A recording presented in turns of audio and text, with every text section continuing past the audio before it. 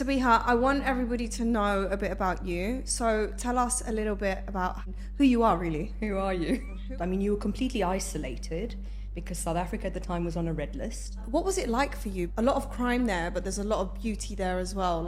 I love my country, I love home, I love the people. We have so much to offer, as you said. It's one of the most beautiful countries. But then a couple streets away is true poverty. do you ever have any scenarios where you were robbed or anything like Oh, that? 100%. Even as a woman in South Africa. And you can tell the difference, I feel like I have that, where it's Yeah. Sort of like a reality check, because the bubble that we live in Dubai, we don't see that. She was actually the reason I ended up in this whole different world. it's like there's such a fine balance with it, right? Yeah, there is. And I think it's important to go home and see that and just give back. He was freaking out. Was he? Yeah, because it's just like a whole new place. I don't have a foundation there. I'm going there completely dream and this conviction and this belief. But to someone who doesn't see what you're seeing in your mind, congratulations, you got the job. And it was embarrassing because I had to say on the phone, thank you so much, I'm so grateful, but what's the role? I had no idea. And he responded to me on DMs, and all he sent me was an invitation. That is insane. Insane. I didn't know it was happening. Yeah, It was the exact same time that I was there when I reached out to him. But it was that moment that was, something just clicked, in my brain and in my heart. And I was like, this is what I have to do.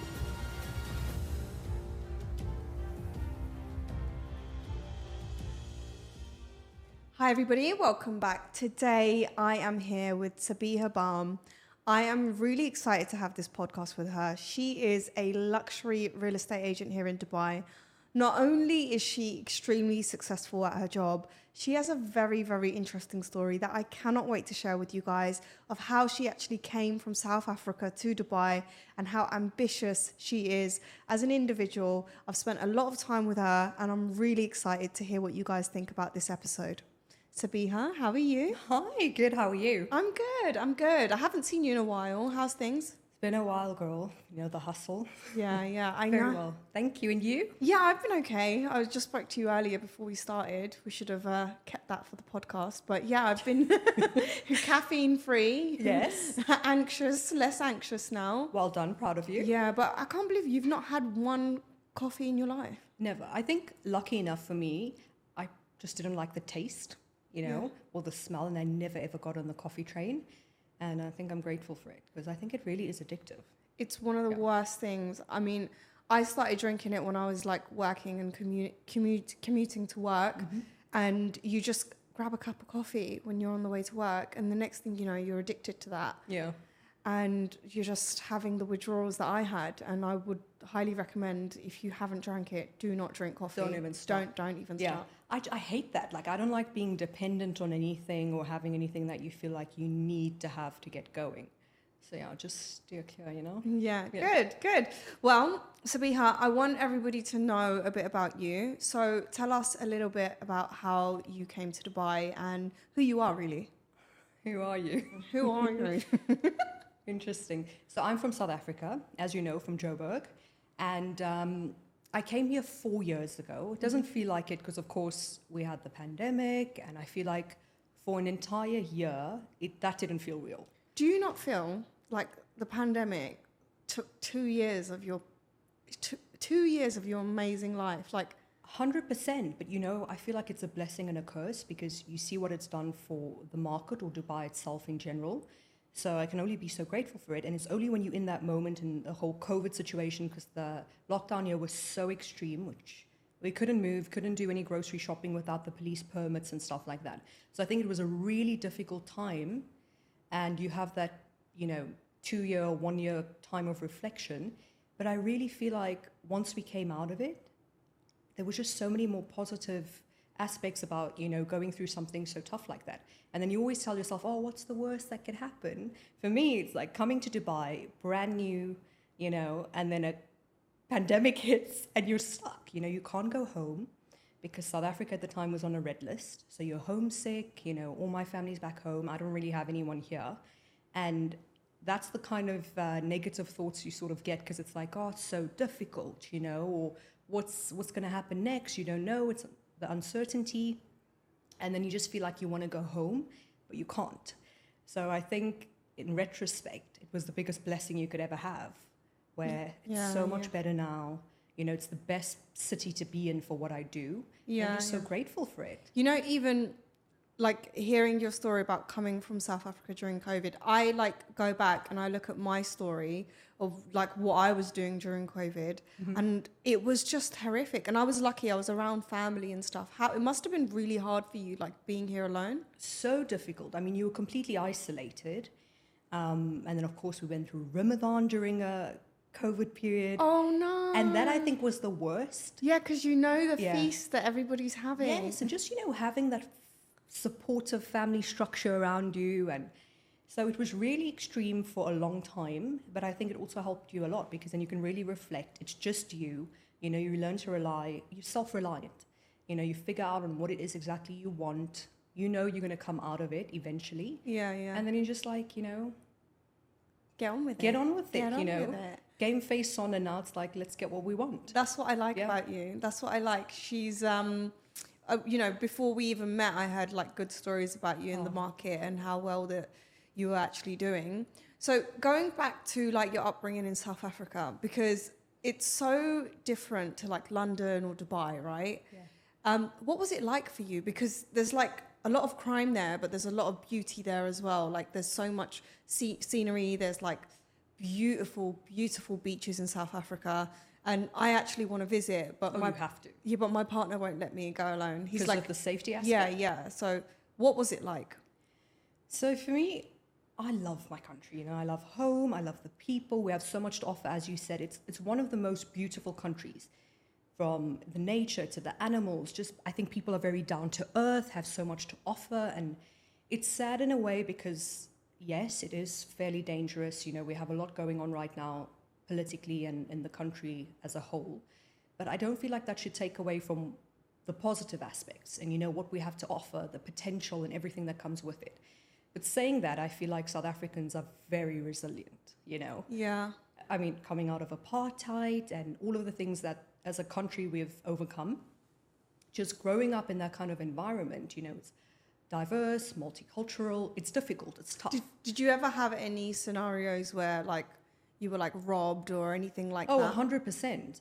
But again, being part of South African, you do have that resilience. You have to be woke, Yeah. You know the places not to go to. You know how to be more cognizant of your surroundings, what you do, where you go. You're not putting your phone on your table at a restaurant like we do in Dubai. We're so blessed here, where even as a woman in South Africa, you're not going out late at night alone, or, you need to be in a group. You need to have people with you.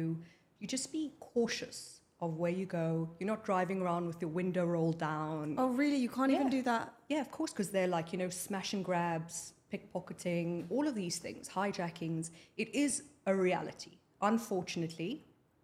But I feel like you can't also focus too much on all the negatives. There are positives about being or growing up in South Africa. There's so much that I loved about it. And I feel What did you love about it? The diversity, the cultural aspects. I mean, every single religion you're surrounded by. And I just think because of the kind of environment we have, it forces you to be that resilient. And it also forces you to be street smart, and that's the kind of environment where it forces you to be the best you possibly can be. So I feel like coming to an environment like Dubai, where it's so safe, and or anywhere else in the world, traveling around. You feel like you're in a bubble. Yeah, it feels like a bubble to me. It feels like a big bubble. Because even like, I went to Turkey before we spoke about me going to Turkey, and you gave me tips of where to go. Oh, yeah.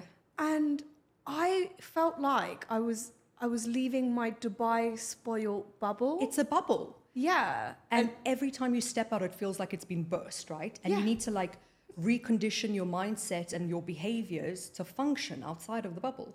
Yeah, because I was like getting a taxi and the taxi driver was like ripping me off. And I was like, this would never happen in Dubai. No. And no one would speak to me like this in Dubai. Like, this is only happening because I've been so spoiled because of how great it is here in terms of like service and taxi. And, you ultimately feel extremely safe, that when you go to like Europe or Turkey or anywhere else outside of Dubai, you just feel like this isn't good enough. This is not good enough because you're spoiled. Definitely. I mean, every time I go back home, and I was just there for Ramadan and Eid, and you have to, psych yourself up. You're like, look, and going home, remind yourself that you're not in Dubai anymore, you know, careful of your surroundings. Just, you need to just be more cognizant, you know? And unfortunately, you do become, in a way, maybe it's a bad thing. Maybe you are always so on edge and you're always on the lookout and you're always like, you know, looking over your shoulder and learning to protect yourself and protect your family. But I think in a way that also forces you to be a step ahead, you know? Being here, some people don't have that characteristic. I don't know, I can't really say if it's a good thing or bad thing, but I think it really has helped me. You know? Yeah, I think it does help, especially when you've like, say for example, come from like South Africa or London where the crime rate is high. Yeah. You're alert, but you're more hungry and you're more determined. Definitely.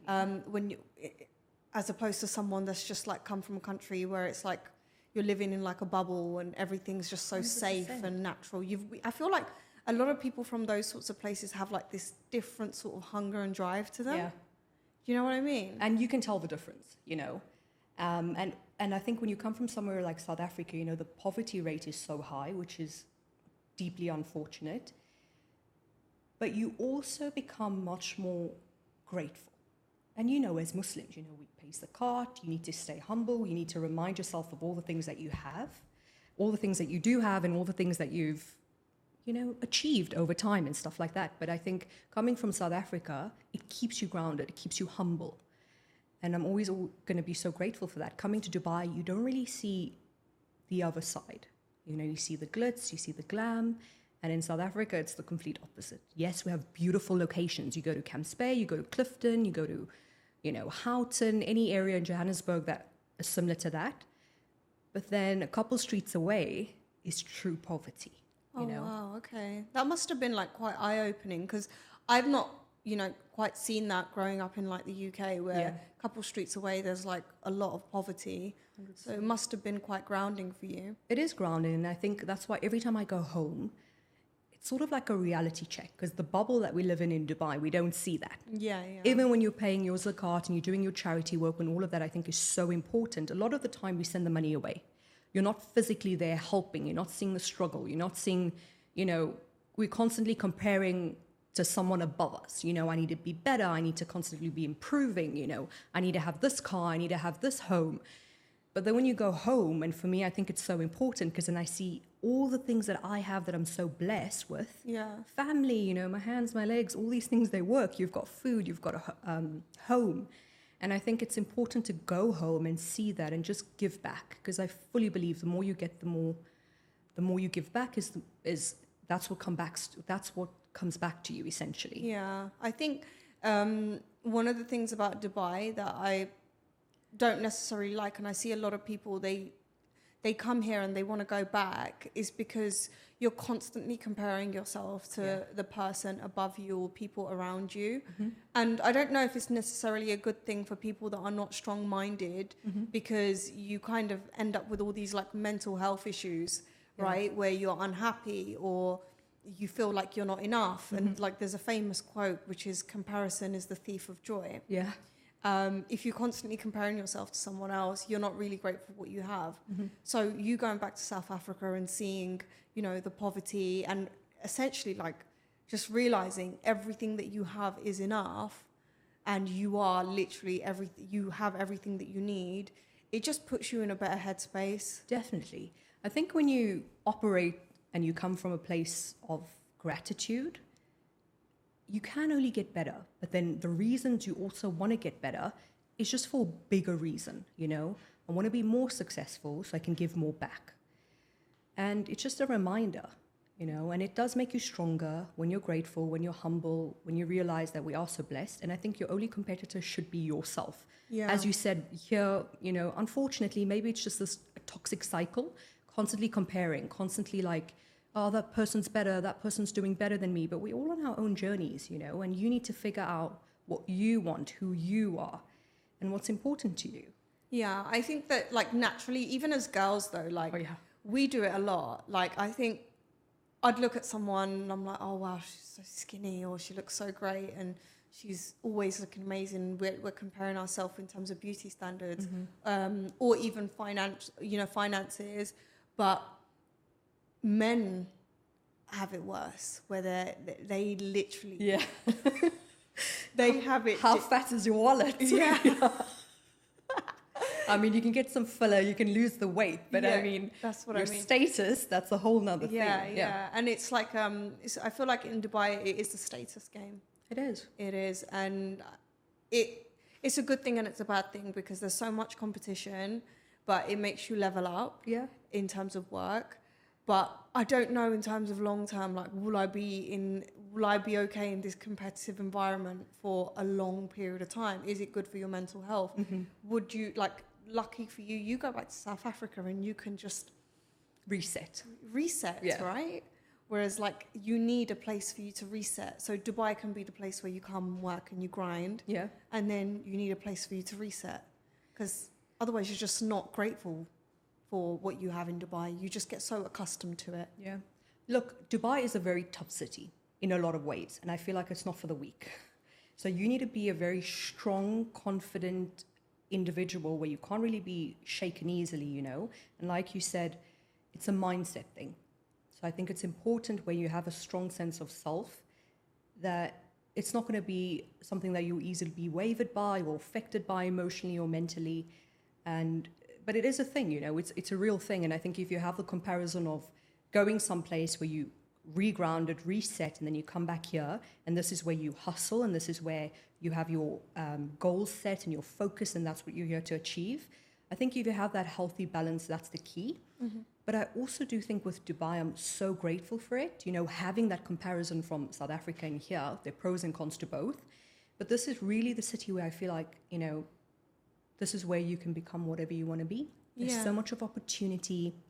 Everywhere you look, there's so, you know, the person right next door to you at a store is someone who's probably anywhere else in the world wouldn't be attainable or you'd be able to just openly connect with. Yeah. You know, and you learn these lessons and you can learn from everyone and you network well. And I think it really helps you grow your business and grow yourself, you know, internally. And I don't think there's any city in the world where, you know, you have this amount of opportunity and you can literally make something out of nothing. Yeah. I'm speaking from my own experience, right? I came here with nothing. When did you come? Because you came 4 years ago. You came basically before COVID, right? Just before COVID. What were you COVID doing? Was around April-ish. Yeah. And I got here in November, October, just before. Okay. All bushy tail, bright-eyed. I'm like, oh my God, this is amazing. Yeah, yeah. And then before that, of course, in South Africa, from Joburg, that's where I'm from, I was in finance. Okay. So I worked in a private bank. And honestly speaking, I landed up there not by, you know, any plan or design or any desire. It just fell into my lap. And what do you mean by that, though? Because, like, fell into your lap. Yeah. I mean, Sabeeha. It's you know, it's funny, but it's exactly the way I say it, you know. I fully believe that, you know, it's written. And as Muslims, you know, that's our fundamental of being. And I think you worked in finance. Now, a lot of people I know, they have to work hard to get there. Work really hard. I didn't study anything finance related. I was actually studying law. Okay. And I was so headstrong about that's going to be my career. This is what I want to do. I want to help people. That's my intention. What law were you going to study? I did LLB. Okay. I didn't finish my degree. Okay. So I don't even have a degree. And while I was studying, you know, I started feeling a bit like despondent. Yeah. Felt like during the process, everything that I was seeing, I was doing shadowing with different law firms. And what I envisioned or what I wanted to do, it wasn't the reality of what the everyday job would be, you know? And I just lost interest. But I still kept studying it. And I was like, look, I'm not interested in this. I don't want to do this anymore. And this was at the back of my mind. And subconsciously, I guess, I was putting that out into the universe. Why did you carry on doing the thing that you didn't want to do? Was it because of like family? No, not at all. I think I'm really blessed in that sense where my family is very supportive, very entrepreneurial, where you do what makes you happy. And I've always been brought up with that. And I think that's actually what was making it more difficult for me because the pressures that I was feeling was from me. You know, I didn't want to feel like a failure. I didn't want to feel like if I don't complete this degree and go into this career, that I'm failing, you know, at my own picture that I was painting for myself or the standards that I was setting for myself. And at that age, what are we like 18, 19, 20? How do you know that that's what you want to be? You know? Yeah. So I decided that I was going to stop studying it full time because I was just not happy at all. And then I started doing it part time, but I still had those feelings. And I felt like I just wanted more. And then I had a cousin, and she had graduated, and she was the one who was actively looking for jobs, and she wanted to be in a corporate environment, and this was her dream. Really? So Okay. she went for she's from interviews. South Africa as well. From South Africa. Okay. This was in Joburg. So she's actively hunting, you know. And then she goes for this interview, and they said to her, oh, you know, we're looking for, you know, someone similar to yourself. If you have anyone, you know, please share a CV. And then she calls me out of the blue, and she's like, hey, do you have a CV? And I said, no. Why? She's like, well, I need you to send me a CV because I'm at this bank, and it's a private bank, an international private bank, so very prestigious. And she says, just send me a CV. They're looking for more people. And I said, but what is it? She says, I don't know. Just send me one. So I made one in like half an hour. Oh my God. Because I wasn't looking, right? I send her over one. Of course, it says that I'm a student. This is what I'm studying. And that was it, really. Nowadays, you can get ChatGPT to write your CV in 2 minutes. But what do you think about that? Don't you think it takes away that personal touch? I absolutely love ChatGPT. I think it's one of the best things that happened. I know a lot of people are scared about what, you know, about AI and what's to come. Yeah. Because it is a bit scary. It is. It is scary because there's a lot of... It's scary. Yeah, there's a lot of stuff that's like... AI is going to take a lot of people's jobs, even real estate agents at some point. And you know, we don't want that to happen. Yeah. Of course, even like YouTubers, content creators and things like that, AI will take over and it's fucking scary. I think I'm a lot more old school in that regard, you know, Oh, and yeah, I okay. think the personal touch and you as an individual is so crucial. I mean, no one's you. What do you bring to the table? But don't you think we live in a world of speed? We do, but I also feel like as human beings, we can adapt, you know? I think I agree. Like with ChatGPT, you can like take it and you can make it personal. Right. So you can actually tell it to write something in a certain way. Like the other day, I actually had to write a message to a guy that I didn't want to have on my team anymore. Oh, that's horrible. Oh, No, now no, he's but- going to know you didn't even write it yourself. He doesn't have it. It's fine. He doesn't have social media. Oh. He works in the background, and I wanted to hire the guy that's his friend because I got them on a tester. So I got ChatGPT to write me a message, and I said, make it sound empathetic, sincere, and I wrote the baseline, you know, the base paragraph of everything, and I took it. Just sent it to me. I took out the words. I made it personal. You made it your own. I made it my own, and I sent it to him.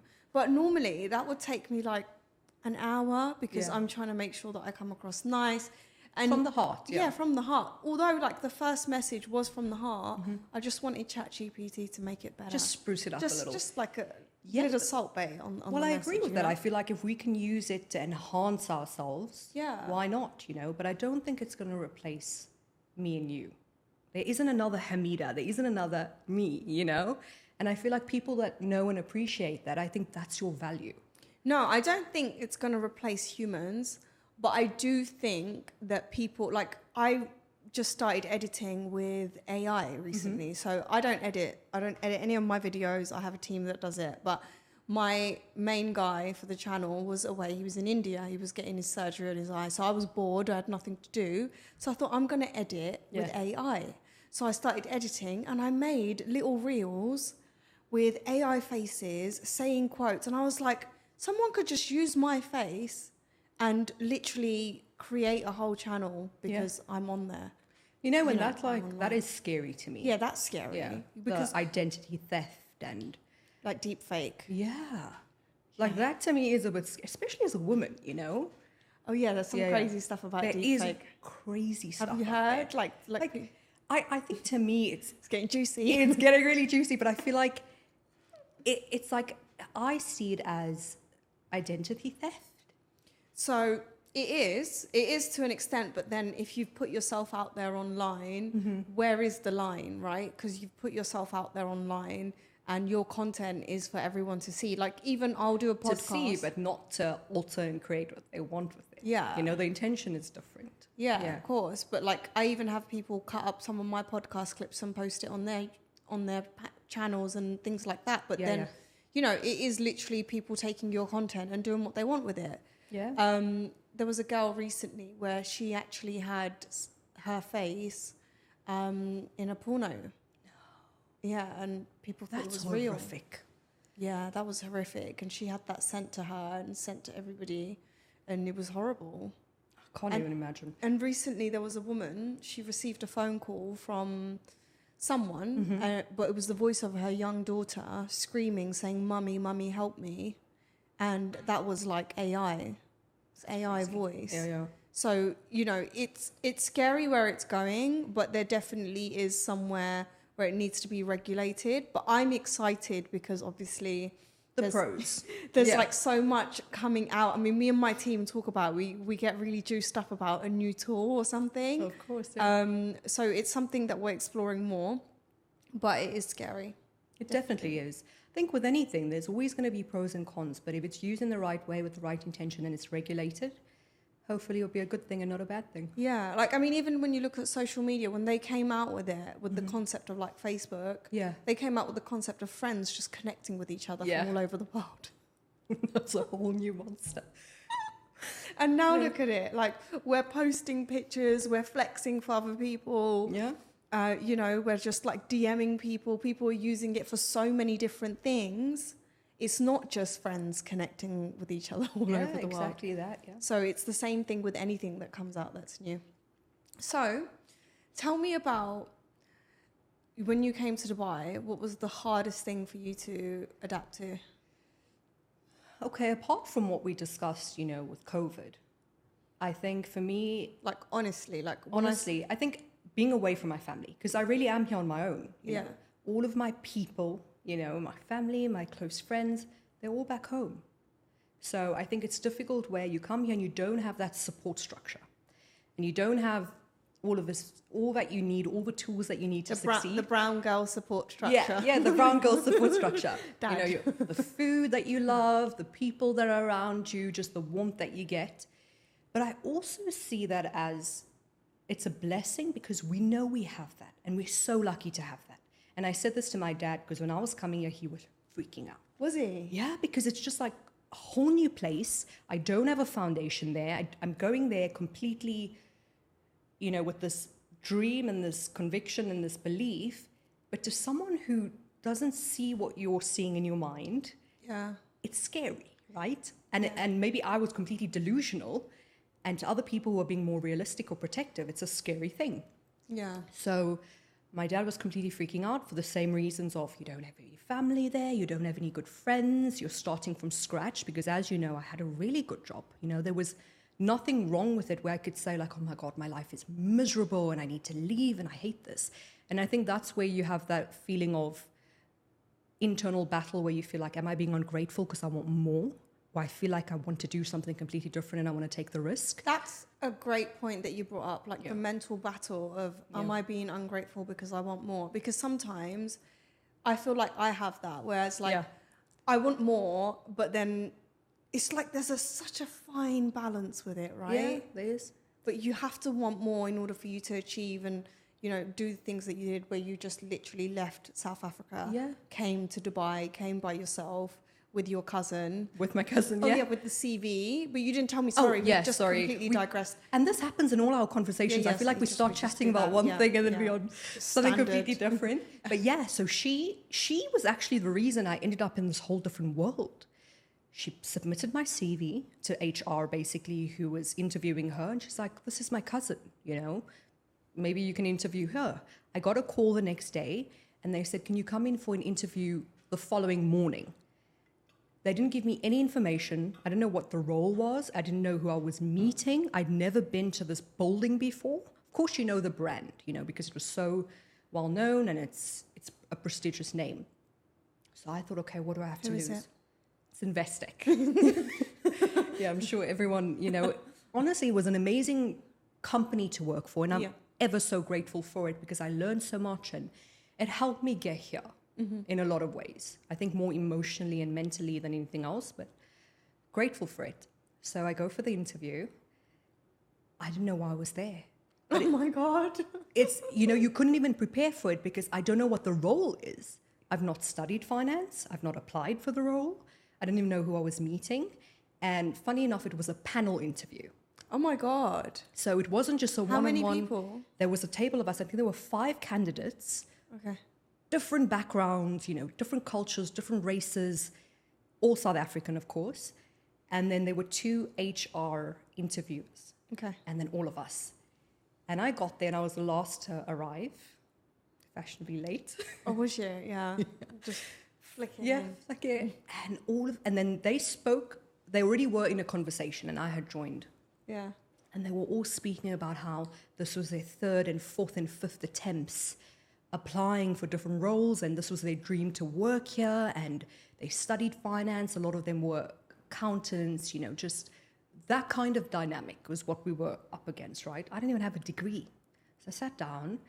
And then the conversation sort of turned a little bit, where it became a bit more personal. Yeah. And they started asking us, what were your journeys? Where do you come from? Who are you?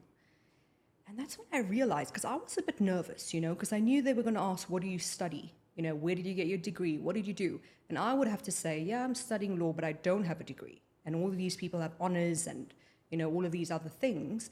And I was feeling a little bit like lost, Mm-hmm. So we started talking about who we are. And that's when I realized, like, I was so different compared to everyone else there.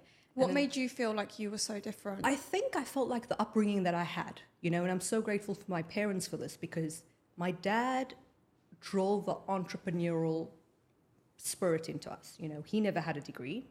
He's the only son, and he had to basically take care of everyone, And I think I saw that growing up.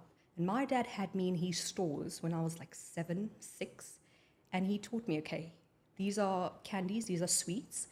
I'm selling them to you for 50 cents. That's what you owe me. You go and sell them. So it was a little tuck shop, or a little shop in his store. Oh, that's so sweet. And he's like, okay, so this is what you owe me. So this is how much you have to pay me at the end. But all the money you make on top of this is your money.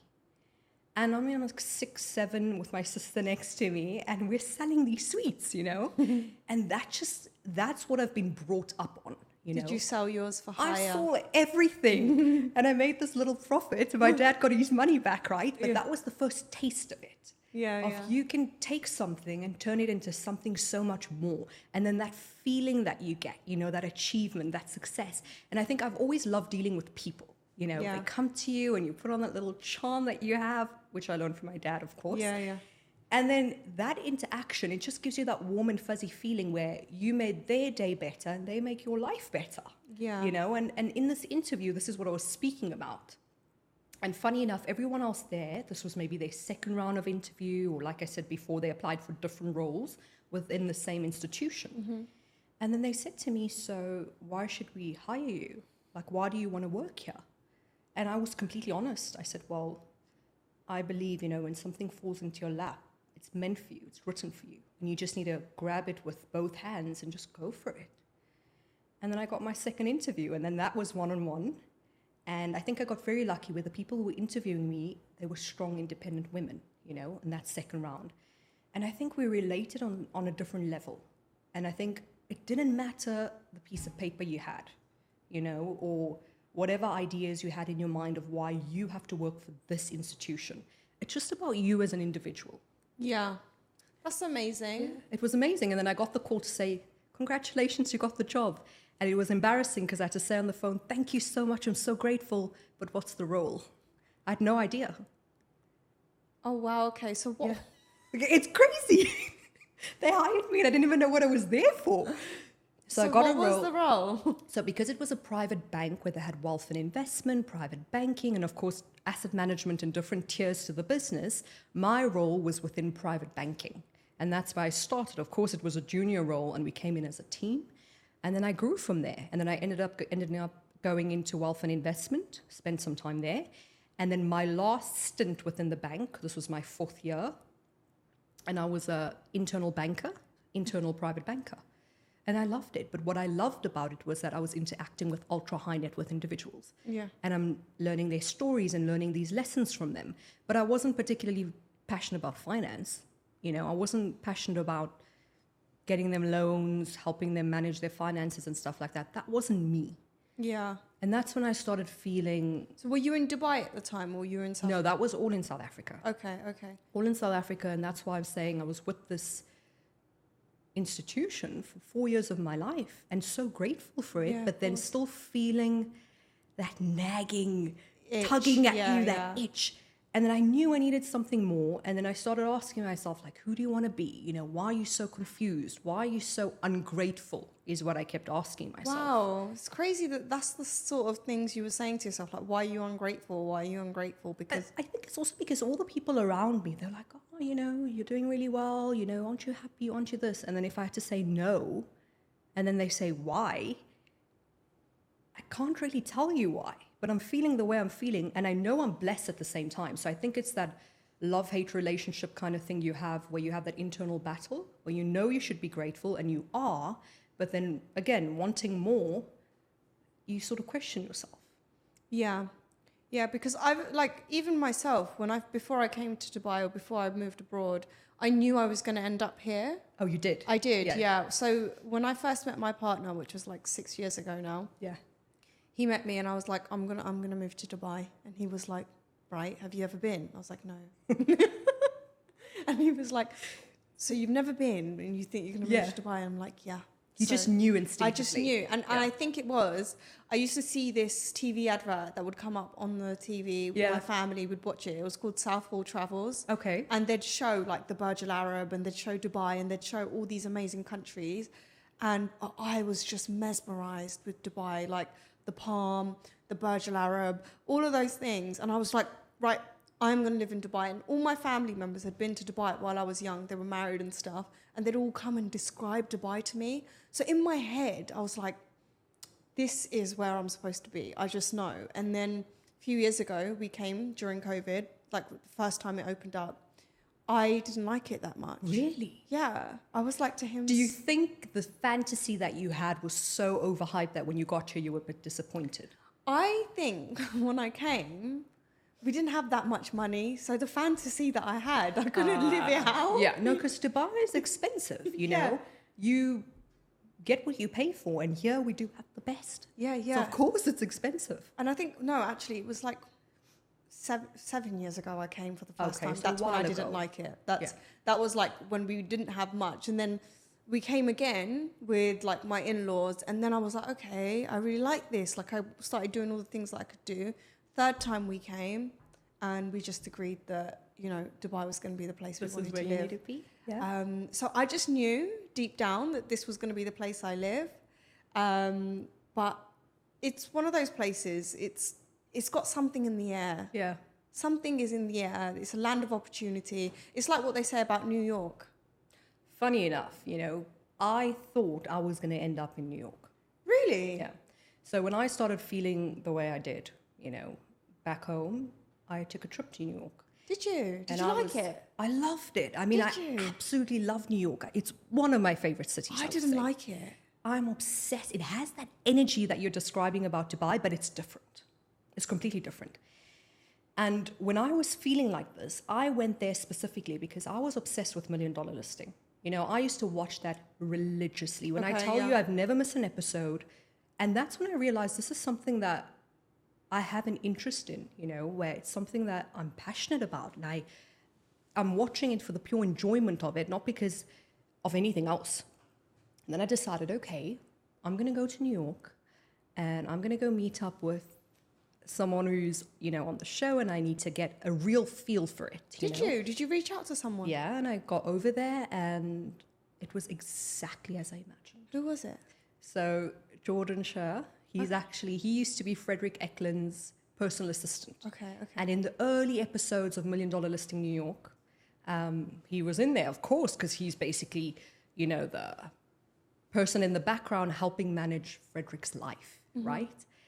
And it just so happens the time that I was there, I already had him on Instagram. So you actually just reached out to him? I reached out and I said, listen, I'm in New York and, you know, I'd like to meet and, you know, whatever the case may be. And I was there on vacation with my girls. That's so good. That's really bold. Like, I don't meet a lot of people that just directly message people on Instagram. I think I'm bold, and maybe it's like to my detriment sometimes, you know, because I don't even think about that. Like if I get an idea and I'm like, I'm doing it. Yeah, You know, yeah, what's yeah. the worst that could happen, Yeah. honestly? And because I knew he was nice and we already had that connection on Instagram, I messaged him and he responded to me on DMs and all he sent me was an invitation. And the invitation was to this penthouse in Chelsea and they had this open house event that they were having. That is insane. Insane. I didn't know it was happening. Yeah, it was the exact same time that I was there when I reached out to him. And I'm just thinking, oh my God, this is what they film. This is going to give me like a real, true sense of what it is. Mm-hmm. And I immediately responded and be like, yes, put me on the list. I'll be there. And I went by myself and I got there and it was honestly this surreal experience. I stepped into this penthouse. It was, sunset going down in the background. It had a wraparound terrace. And, maybe to anyone else, it would seem like any old penthouse. But it was that moment that was, something just clicked, in my brain and in my heart. And I was like, this is what I have to do. I don't care what I have to do to get here. I don't care what it takes, but I have to do this. This is who I'm meant to be.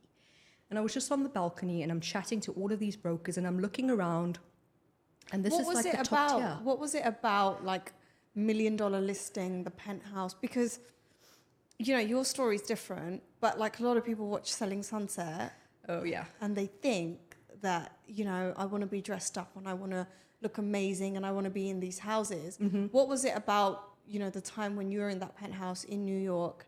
Because you've been following $1 Million Listing for ages. Yeah. What was it about it that made you just go, yeah, this is for me? I think it was the energy, and I was looking around at the people and I felt like I had so much in common with them. And I never felt like that before. I felt like these were very strong individuals, all very different to each other, right? Different backgrounds, different colors, cultures, whatever you want to call it. But they all had one thing in common. It was that drive and it was the passion for winning, I guess, but also that they really had this appreciation for this penthouse, the interior design, the luxury, and then just valuing the aspect of the sell. Mm-hmm. And everyone there had one objective. We need to get information about the penthouse. You need to go out, find a buyer. But the conversations that were happening in the air, whether it was with me directly or if I was eavesdropping, because I was in this, dream scenario, but everything about it was so attractive and so appealing and it drew me in. And I never felt like that. It was the energy. Yeah. And I felt like this is what I needed to do because I felt the same way. And that didn't feel like work to me. When I went to work every day, it was a 9 to 5. I had to mentally psych myself up because I knew, okay, I'm going to work. I'm doing this so I can get paid, so I can grow in my career. But when I was standing there, I realized this is after hours. These people are all there willingly. They don't have to be.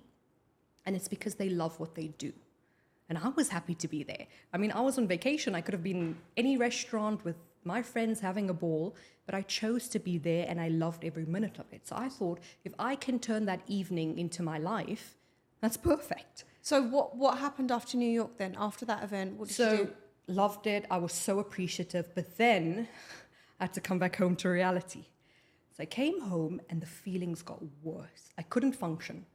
I think mentally I was in such a bad space because it was that same battle I was having with myself internally where I felt like, oh, you're being so ungrateful. You've got a family, you've got your friends, you've got this amazing job, And at a young age, which you didn't even fight for or work that hard for, but I needed more and I needed to get that day that I had every day, right? So then I had to make a decision. Would I just leave everything I had, take a leap and go to New York and start from scratch there? And then I started questioning, started doing the research, started speaking to a lot of people there. And I was just looking for an answer. I was looking for a sign, And then I was watching $1 Million Listing, and this was the Los Angeles version. And it just so happened that on that episode, they had a showcase of Dubai. Oh, wow. Which is insane because I wasn't even thinking about it. I was thinking New York, And I saw this and I felt like that's actually more appealing. It's closer to home. Is it? How far is it? 8 hours compared to New York, which is a whole nother life, right? Yeah. And then it's Islamic country, so I'm Muslim, that's perfect. And also the safety aspect, which is what I was thinking about. And I just thought, this is where I'm going to go. So you just came up with a decision. What was the conversation like with Dad?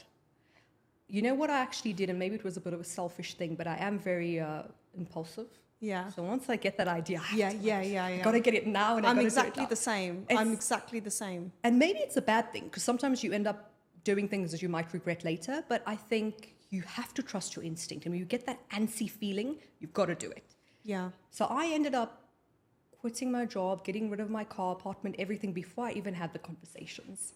So I felt like if I take those steps, which are so final, there's no turning back. Yeah. No one can convince me. No one can say otherwise. No, because I knew they were going to say, think about it. You're making a mistake. You can't leave your family. You can't go by yourself. You know, all of the standard stuff. Negative no's that I didn't care for, didn't want to hear. I feel like sometimes families can be really selfish because they just want you there, but they don't actually see that this could be a decision that you make that could change your whole life. But because they're being selfish and they want you there and they care about you and they want to protect you, 100%. They feel like they know best. But I agree. You know, I think it's a combination of, yes, exactly what you said, but I also think it's, you know, they do the best they can with what they have. You know, my parents were very young parents, and I think they had to sacrifice a lot to give to me and my siblings and me and my grandparents. And then I saw this image once, which I think really hit home, where it's a dad and a little boy side by side. Mm-hmm. And then you basically see the dad taking pieces out of himself to fill the voids that are within the kid, you know? And I think it is that where they do so much, they sacrifice so much for us, but they've also let go a lot of their dreams. Yeah, for us, right? And then I think that dies within them to give us. And then when we want to do something, it's more scary and more daunting because they let their dreams go for us. So I think the conversations I was having with my dad, with my grandparents, with my mom, it was difficult conversations to have because I think they want you to be happy. They want you to be the best version of yourself. But then it's also the fear factor, like you said. And maybe in a selfish way, they want you close to them. They want to protect you. They want to keep you safe. You know, it's a thing. Like, culturally, even me, like before I left home, I came and I moved abroad and I was living by myself. Mm-hmm. But nothing is the same without family. Yeah. And that's what I said to you when I first met you. I was like, as much as I love, like, being in Dubai and having all the successes that I've had now and all the things I'm doing now and all the opportunities, I still want a Sunday with my family. Exactly. In the week. Yeah. And nothing would be able to, like, I'd have to catch a flight. Like, I'm going back to London tomorrow and I'm going to be with my family the whole time. And I'm really looking forward to it. But if they were here, this would just be ideal. Perfect. I say the exact same thing every time. I think, and that's what makes it so difficult being here. People don't realize the sacrifices that we make. Yeah. To be here, to be a success. I would love nothing more to the chilling at home with my family because we miss so much every day.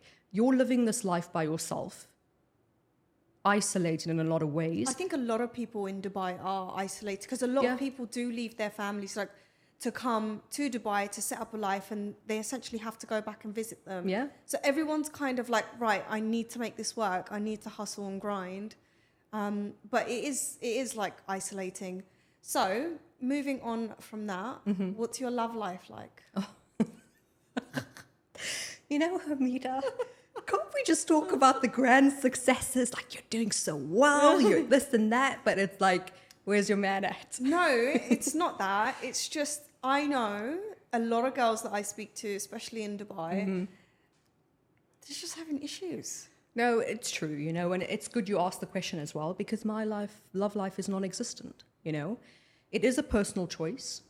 I am of the... I bet it is. No, I mean in that way. I mean, like, I think it's a matter of priority, you know, and for me, and I'm so focused right now on my business, my career, the things that I want to achieve. And when I do something, I do it so wholeheartedly.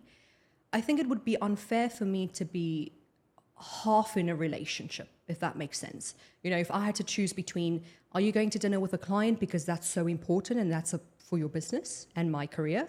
Or do I want to go to dinner with a boyfriend or potential boyfriend, you know? And I promise you at this point in time, I'm going to choose the client every single time. And I think if you can't find a person who's on the same wavelength as you and has similar goals and similar aspirations, I don't think many people can fully understand and appreciate it, you know? And like I said, because I want to do something wholeheartedly, it's important for me to be in the right headspace, in the right frame of mind to want to be in a relationship and want to be investing. And I also think there's just, you know, the right place and the right time. And I mean, tawakkul, you know, they created us in pairs. So I feel like when I'm ready, the man that's meant for me will find me, you know? So I don't think that you should be chasing that. Same thing with money. I don't feel like you should be chasing money. I feel like you should be working on you and you should be doing the things that you love every day. And if you meet someone and you can come together in that regard, you know, then it's a beautiful thing. Yeah. And then you're a support structure for each other. It's not a dependency, you know, and it's not one person taking away from another. Have you dated in Dubai though? I did when I initially got here, but that's also before I was much more focused, you know. And then of course the whole COVID situation was going on, so you're looking for distractions, and you want that you know, social connection that you're missing because you're not interacting as much as you usually would. And I mean, the industry that I'm in, as you know, you're dealing with people every day from the morning till late in the evening. It's not a 9 to 5, it's not 5 days a week, it's every single day. So you're constantly socializing, you're constantly giving, you know. Yeah, you're not really relaxing. You're not really relaxing. No, so it's a really hard job. Everyone, I think, like, even I did it for a short period of time. Oh yeah. But I've always worked in sales since like the age of 16. Yeah, it's in you, right? I feel like with sales, you either have it or you don't. Yeah, it's in, like, I could pitch you something right now, and it's just in me. Yeah, sell me this pen. Sell me it. Yeah. And I feel like a lot of people underestimate how much work is involved with this job. And even you, like, you're constantly busy. I had to get Sabeeha to respond back to an email. It took her 2 days, guys. I'm so sorry, and it's not personal. And honestly, I'm the worst with admin. Yeah. So I feel like if I have to sit down and and I think, like I said, because I like to do things wholeheartedly, I don't like to just, you know, do things very rushed or just do it for the sake of doing it. So yeah, it's a very draining kind of environment to be in every day. And I think people see a lot of the glitz and the glam, like you mentioned, selling sunset, you know, and they think that that's what the job is. It's not. No, I when I did it for a few months, I actually was exhausted. I was tired. I remember, like, really dying for a holiday, and it was in December, so I took a few days off. And I was just contemplating whether I wanted to do my property channel, my Lux List, you know, touring luxury homes, which I love. Oh, thank you. Yeah, we have an amazing coming video soon. We actually took so long editing this one because it's the most expensive listing we have got on our channel, and it's listed with Sabeeha. Yours truly. Yeah, so she's got, like, insane listings, and the house that we've got coming up is just, I mean, both of us were in there, and we were just like, just in awe. In awe. The art, the just everything about that home. Attention to detail, how unique it is, and how there's so many different worlds coming together into one property. Yeah. You know, old world, new world, Western, you know, Eastern. And I think it's just something so incredible, and I can't wait for you to showcase it. Honestly, like, my team have been working on it, and I've, like, looked back at the revisions and drafts, and I'm like, nope, change the song, nope, change this, don't like this, do this, do this. I am the most fussiest, like, person to work with. And that's what I appreciate about you, because I feel like I'm the same, you know. Oh yeah, like, you saw me on set. You saw me on set. Like, Mike told you more, like, to me, we should do a behind the scenes of you freaking out over a shot, because I think it will do really well. And I was just like, I don't think so. I think, like, at the end of the day, like, when you are filming these houses or when you're doing stuff like this, even you, I've seen how you present yourself. You have, like, an element of perfection. Thank you. I mean, like I said, when you're passionate about it, it doesn't feel like you can give anything less. Yeah. You know, it's all or nothing. And I wish, you know, you made a good point. I wish we could show the behind the scenes of what we go through and what happens on a daily basis. Because I promise you, if people saw that, I think the industry would have so much more respect, especially in Dubai, for the agents who have been doing this for their entire lives and dedicate their lives to it and are actually good at what they do. compared to people who are just coming in here thinking, oh, it's a quick buck, you know, It's just not. opening a door for a ton of cash. It's not that. I mean, super prime agent, basically, especially in Dubai, you're a therapist, you know, you're best friend to your client. You're not, a lot of the time you're working 24/7 on something and you might not get paid. You know, people don't see all of that in the background, the battles you go through, the fighting, the negotiating, everything it takes to get the sale done. Then that's only when the contract's signed. After that, you got to manage both sides. Yeah, So- because I've heard that even when me and you spent time together, you told me about a time when a guy stole a deal off you, didn't he? I mean, this happens on a daily basis. And I Yeah. think in Dubai, unfortunately, there's a lot more progress I think we can make here in our industry in terms of regulation, you know. Like, for example, in the USA, they have stuff like exclusion lists, right? So if you have an exclusive listing, anyone you've introduced to that property or you've worked with on that property belongs to you because you've done the work for that. You've invested in that. So should that person decide to purchase at a later stage, that belongs to you, right? In Dubai, unfortunately, it's not like that. Yeah. So it's really, you're fighting tooth and nail. I promise you, it feels like you're going to war every day. Like Art of War, this is it, right? Yeah. So you're fighting not just to get a listing sometimes you're fighting to get the buyer, the client, and then you're fighting other agents because it's so you told competitive. me about that. You told me about, I think our viewers should hear it, only because a lot of people look at real estate and they think, oh yeah, it's great. But these are the things that actually happen. Other agents are the ones that will go out and do things like that. Unfortunately, a lot of people don't have a lot of integrity and, you know, moral compass and all of these things, and they see the large check. And when people see money, they get super greedy and do whatever they can, right? So I've had lots of instances, actually, where... Who was it that tried to steal a deal from you? Oh, I'll never say I don't believe in giving snakes any energy, you know. I fully believe in karma, and trust me, they're getting their fair share. I know. But the thing is, I think a lot of the people that listen to the podcast, they are real estate agents, and some of them want to know what are the ins and outs and how can you kind of swerve that situation that you were in, because you told me about it. I think, you know, there are very few instances where I feel like you can ever anticipate or expect. No one wants to anticipate being stolen from or being hit down, you know. But unfortunately, you do have to have your guard up, you know, and that's how I was raised as well. Unfortunately, coming from South Africa, we know you don't trust anyone. And I think you just have to go into it with an open heart, with the right intentions, and eventually in this industry, your reputation follows you. You know who you can trust. You build good relationships with other agents that you know you can work with. And all the others will just fall away in the distance and karma will get them, you know? Yeah. Okay. So Sabeeha's not going to tell us, guys. So No. we're just going to leave it But out. a lot of people already would know about it. So, Yeah. Okay, fine. You have your own real estate company.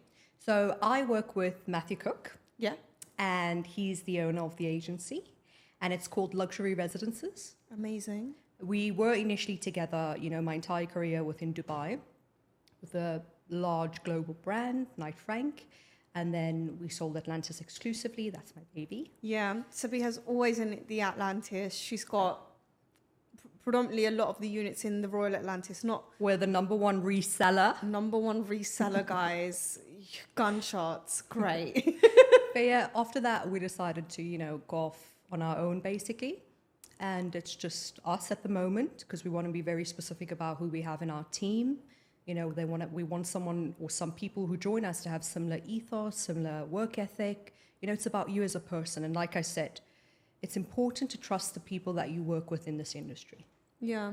So, you know, I think that's true, 100% in any industry, but most importantly, especially in sales and real estate, it's like you need someone you can trust. We have similar mutual friends. We've got Ben that we know incredibly well, Jennifer, and like, especially with the way that they are and how they operate, they've got a certain way about them. And like a lot of people know them in the market for how honest and how much integrity they have. You know, the Royal Atlantis, I've always wanted to ask you this. Did you sell it off plan? We did.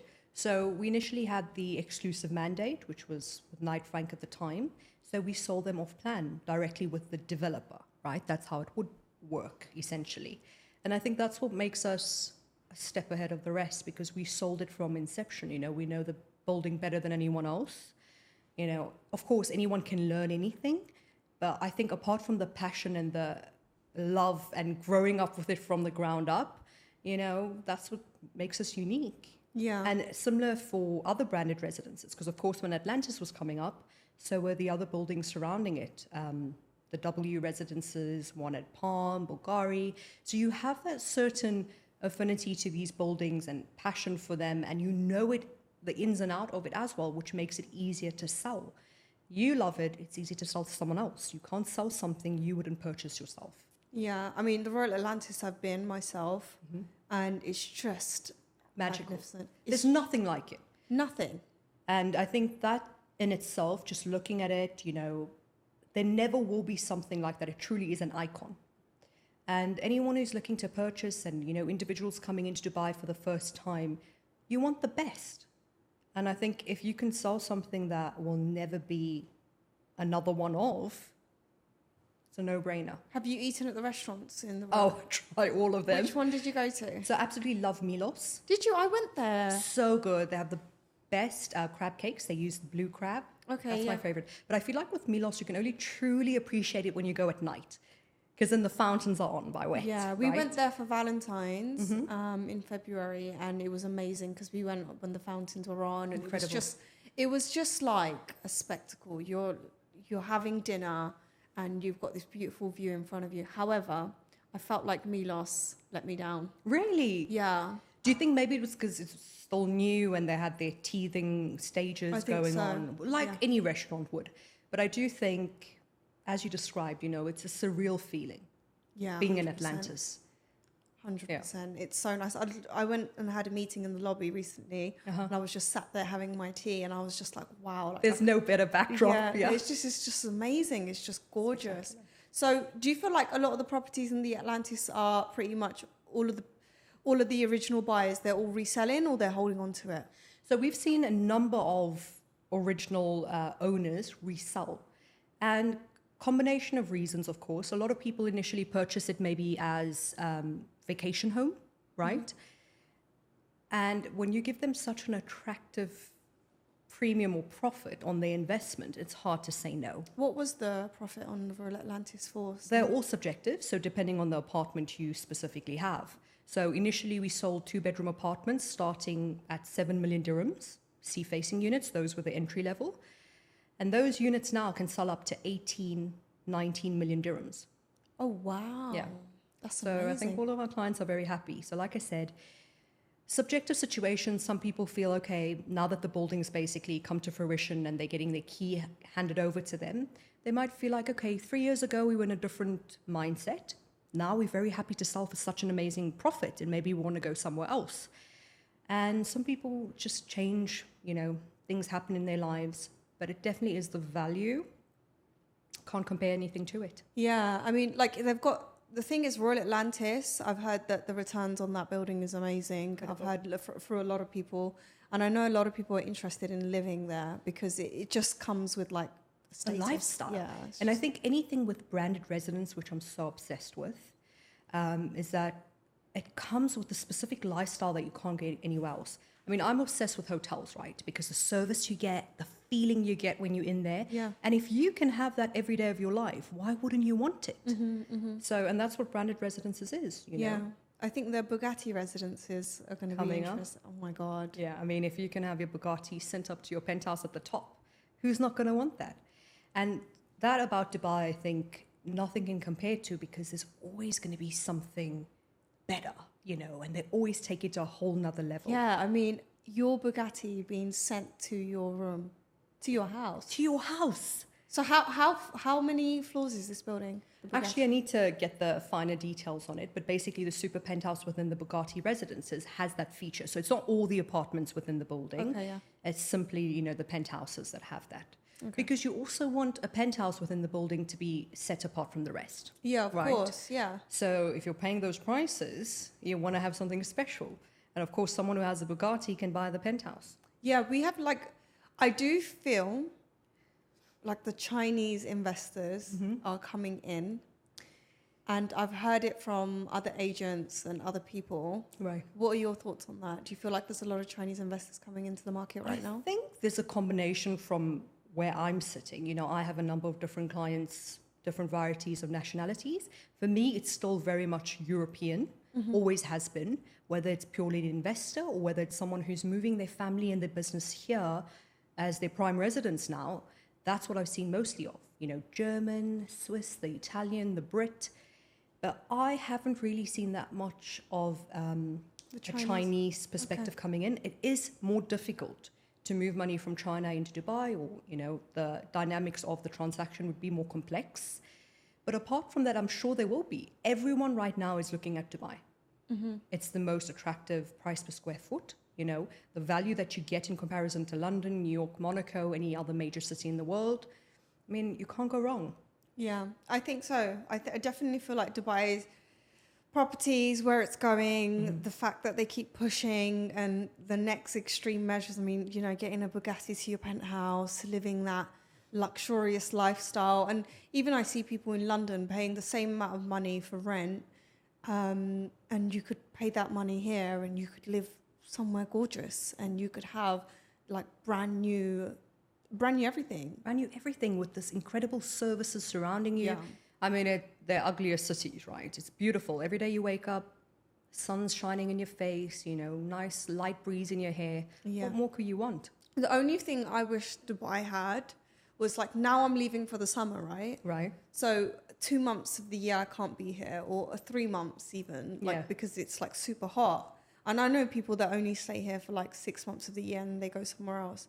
If Dubai had perfect weather all year round, it would just be amazing, right? You know, I see it as that's the time for us as Dubai residents where you're forced to get out. And I think because we work so hard here and we don't get a break and we don't switch off, we have to have that period where it's like, okay, business is slowing down a little bit because all the clients are on holiday.